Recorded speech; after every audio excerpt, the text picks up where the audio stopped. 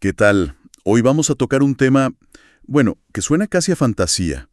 ¿Podríamos imaginarnos hoy un México donde las farmacias vendieran, no sé, dosis controladas de cocaína o heroína de manera legal? Suena increíble, ¿verdad? Casi distópico para algunos hoy en día. Exacto. Pero fíjate que esto no es ficción. Pasó. Ocurrió en México en 1940, durante el gobierno de Lázaro Cárdenas. Así ves, un episodio fascinante y la verdad bastante desconocido de nuestra historia. Para ponerlo en contexto, hay que pensar en ese momento. México estaba viviendo una etapa de cambios muy intensos. Veníamos de la expropiación petrolera de 1938, ese acto de nacionalización que, bueno, redefinió muchas cosas en el país. Claro, un momento de afirmación nacional, de buscar caminos propios. Y había un ambiente, digamos, de reformas progresistas en el aire. Se estaban cuestionando muchas estructuras. Justo. Y en ese caldo de cultivo, en medio de todo ese movimiento, surge un grupo de médicos con una idea que, incluso hoy, 80 años después, sigue siendo vista como radical por muchos. Una idea revolucionaria, diría yo. Sí, propusieron tratar la adicción no como un crimen, como se hacía y lamentablemente se sigue haciendo en gran medida, sino como lo que es, una enfermedad, un problema de salud pública. Exactamente. Cambiar el paradigma de la persecución por el del tratamiento médico y la compasión. Y de esa idea nació algo concreto.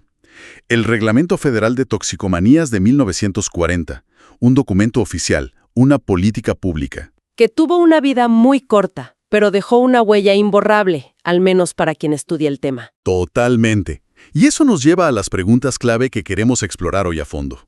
¿Cómo fue posible que se implementara algo tan adelantado a su tiempo?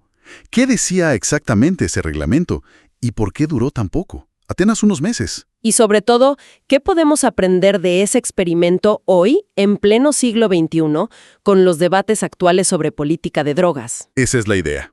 Hacer una exploración profunda de este capítulo único y francamente bastante olvidado de la historia mexicana. Empecemos por el reglamento mismo. ¿Qué establecía concretamente? Bueno, el Reglamento Federal de Toxicomanías era bastante directo en sus puntos clave. Lo primero, y quizás lo más llamativo, era que despenalizaba el consumo. Despenalizaba. Así tal cual. Sí, despenalizaba el consumo y también la posesión de pequeñas dosis de ciertas drogas que en ese momento eran las más problemáticas, como la marihuana, la cocaína e incluso la heroína. Ojo, hablaba de dosis pequeñas, para uso personal. O sea, dejaba de ser un delito consumir.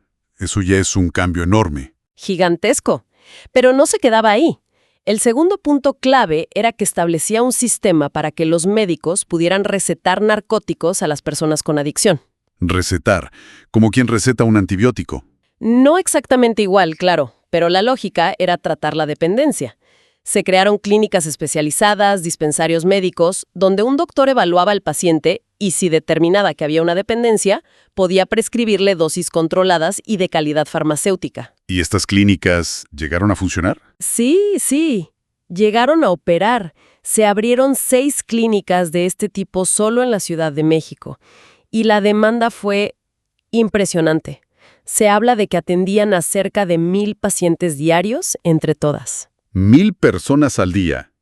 Eso nos da una idea de la dimensión del problema que ya existía, pero que estaba oculto, ¿no? En la clandestinidad. Exactamente. Les dio una alternativa a buscar las sustancias en el mercado negro, con todos los riesgos que eso implicaba. Precios exorbitantes, calidad adulterada, violencia asociada. Claro. Y me imagino que esto tuvo un impacto inmediato en ese mercado negro. Los informes iniciales, aunque el experimento duró poco, sugerían precisamente eso.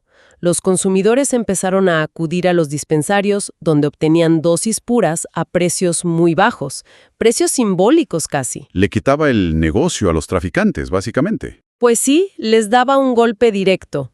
Si el Estado proveía la sustancia de forma controlada, segura y barata, el mercado ilegal perdía gran parte de su razón de ser para el consumidor final. ¿Y qué más decía el reglamento? Mencionaste la despenalización y las recetas médicas. Un tercer punto importante fue la liberación de personas que estaban encarceladas por delitos menores relacionados con las drogas, pequeños consumidores o poseedores. La lógica era, Si ya no es delito consumir, y si consideramos la adicción una enfermedad, no tiene sentido tener presas a estas personas. ¡Wow! O sea, no solo miraba hacia adelante, sino que también corregía injusticias del pasado inmediato. Exacto, se buscaba coherencia. Y como consecuencia directa de todo esto, los arrestos por consumo y posesión simple se desplomaron. Hubo una reducción drástica. Suena casi lógico, ¿no? Si cambias la ley y el enfoque, cambian los resultados inmediatos. Y detrás de esta idea tan diferente, ¿quién estaba? Mencionamos un grupo de médicos, pero suele haber una figura clave. La hubo, y es fundamental reivindicarlo. El doctor Leopoldo Salazar Viñegra. Él fue el arquitecto intelectual, el motor detrás de este reglamento. ¿Quién era él? ¿Qué hacía? Salazar Viñegra era un médico militar, pero especializado en psiquiatría y neurología, una combinación interesante. Y en ese momento era el director del Hospital de Toxicómanos del Distrito Federal. O sea, estaba en la primera línea, tratando directamente con las personas que sufrían adicciones. Exactamente. No hablaba desde la teoría abstracta o desde un escritorio lejano. Su visión venía de la experiencia clínica diaria, de ver el sufrimiento, de entender la complejidad del problema. Y eso lo convenció de algo fundamental. Los adictos no eran criminales viciosos, como decía la narrativa dominante, sino enfermos, personas que necesitaban ayuda médica, tratamiento, compasión. Y ciencia, no necesitaban cárcel ni persecución policial. Esa distinción es crucial. Cambia todo el enfoque. Completamente. Y Salazar Viñegra no solo lo pensaba, lo argumentaba con mucha solidez. Tenía varios pilares en su pensamiento que vale la pena detallar. Adelante, por favor. Bueno, el primero era la desmitificación de las drogas, basada en evidencia científica. Él es famoso por un estudio que publicó que se llamaba El mito de la marihuana. El mito de la marihuana, ya el título es provocador para la época. Totalmente. En ese estudio, él criticaba duramente la falta de base científica de todas las posturas alarmistas sobre el cannabis. Cuestionaba esas historias de que inducía a la locura o a la violencia extrema. Historias que lamentablemente todavía resuenan a veces, ¿no? Sí, y él ya en los años 30 las estaba desmontando. Incluso se burlaba un poco de quienes basaban sus miedos en anécdotas literarias, como las descripciones de Baudelaire sobre sus experiencias con el hachís, diciendo que eso era literatura, no ciencia médica. Pedía rigor científico en un tema dominado por el pánico moral. Exacto. Ese era su primer pilar, evidencia contra mito. El segundo era su insistencia en que la adicción debía ser tratada como un problema de salud pública, no de criminalidad. Que ya lo mencionamos, pero vale la pena recalcarlo. Sí, porque él argumentaba algo muy interesante. Decía que era la prohibición la que generaba gran parte del problema social asociado a las drogas. Empujaba a los consumidores a la clandestinidad, los exponía a sustancias adulteradas, los obligaba a delinquir para pagar precios inflados por el riesgo. Y generaba corrupción, me imagino. Claro. Corrupción policial, judicial, todo un ecosistema criminal que se alimentaba, según él, directamente de la política prohibicionista. La prohibición era el problema, no la solución. Una idea muy potente. Y mencionaste un tercer pilar, que dijiste era el más audaz. Sí. Su propuesta más radical, derivada de las anteriores, era establecer un monopolio estatal sobre las drogas. ¿Que el Estado fuera el único vendedor? Básicamente. Que el Estado controlara la producción o importación y la distribución de las sustancias a través de sus dispensarios médicos, a precios bajos, quitándole totalmente el mercado al crimen organizado. Eso sí que era rompedor. Eliminar el mercado negro de un plumazo y al mismo tiempo tratar a los usuarios médicamente. Era su solución integral. Secar el mercado ilícito, reducir la corrupción asociada, garantizar la calidad de las sustancias y ofrecer tratamiento y control médico a quienes lo necesitaran. Es que, pensando en voz alta, son ideas increíblemente adelantadas para 1940. Hoy mismo, 80 años después, estamos debatiendo cosas similares. Vemos los ejemplos de Portugal, que despenalizó el consumo hace décadas, con buenos resultados en salud pública. Exacto. O la regulación del cannabis en Uruguay, Canadá, varios estados de Estados Unidos. Son ecos de lo que Salazar Viñegra proponía hace casi un siglo. Pero, claro, si hoy generan debate, Me imagino la reacción en 1940, sobre todo fuera de México. Uf, la reacción fue fortísima y fulminante. Especialmente, como bien intuyes, desde Estados Unidos. El vecino del norte. El vecino del norte, que ya en ese entonces estaba construyendo su política de guerra contra las drogas. La visión mexicana chocaba frontalmente con la ideología prohibicionista que impulsaba Washington. ¿Había alguna figura clave en EEU impulsando esa visión? Oh, sí. Una figura muy poderosa y muy relevante en esta historia. Harry Anslinger. ¿Quién era Anslinger? Era el primer comisionado de la Oficina Federal de Narcóticos de Estados Unidos, Federal Bureau of Narcotics. Estuvo en el cargo décadas, desde los años 30 hasta los 60, y fue, digamos, el gran arquitecto y promotor de la prohibición a nivel internacional. El zar antidrogas original, por decirlo así. Podríamos llamarlo así. Anslinger era un cruzado de la prohibición. Fue uno de los principales impulsores de los mitos sobre la peligrosidad extrema de drogas como la marihuana, justo lo contrario a lo que Salazar Viniegra estaba documentando con estudios. O sea, un choque directo de visiones y de figuras. Totalmente. Y Anslinger y el gobierno estadounidense veían la política mexicana no solo como equivocada, sino como una amenaza. Un mal ejemplo que podía cundir en la región y que desafiaba su visión de cómo debía manejarse el tema. Ponía en riesgo su control narrativo y político sobre las drogas en el hemisferio. Y cuando Estados Unidos ve algo como una amenaza en su patio trasero, como a veces lo consideran, suele actuar. Y actuó, de forma muy rápida y muy contundente. La reacción no se hizo esperar. ¿Qué hicieron exactamente? ¿Presión diplomática? Mucho más que eso. Fueron directamente a la yugular económica y sanitaria de México. Estados Unidos impuso un embargo. ¿Un embargo comercial? Un embargo selectivo, pero devastador. Bloquearon la exportación a México de medicamentos esenciales, particularmente morfina y otros opiáceos. Medicamentos, pero esos son indispensables para cirugías, para tratar el dolor crónico, para un montón de procedimientos médicos básicos. Exactamente. Imagínate el impacto. De repente, los hospitales mexicanos se encontraron sin acceso a analgésicos potentísimos y necesarios. Era una forma de presión brutal disfrazada de preocupación por el reglamento de drogas mexicano, pero que en realidad generaba una crisis de salud pública gravísima en México. Es una medida muy dura. Asfixiante. Lo fue. Creó una situación insostenible para el sistema de salud mexicano. Y puso al gobierno mexicano contra la pared. ¿Y qué pasó entonces? ¿El gobierno de Cárdenas resistió? Bueno, aquí hay un detalle temporal importante. El reglamento se implementó en febrero de 1940. Lázaro Cárdenas terminó su presidencia en noviembre de ese mismo año. Quien tuvo que lidiar con la peor parte de la presión y el embargo fue su sucesor, Manuel Ávila Camacho. Ah, o sea que el cambio de gobierno también influyó. Pudo haber influido en la capacidad o voluntad de resistir. Ávila Camacho, quizás con un perfil diferente al de Cárdenas, y enfrentando esta crisis sanitaria y la presión diplomática y económica directa de Estados Unidos, pues cedió. ¿Y cuánto tiempo duró el reglamento en total? Apenas unos meses. Se implementó, como dije, alrededor de febrero-marzo de 1940, y para el verano, julio aproximadamente, ya estaba siendo derogado.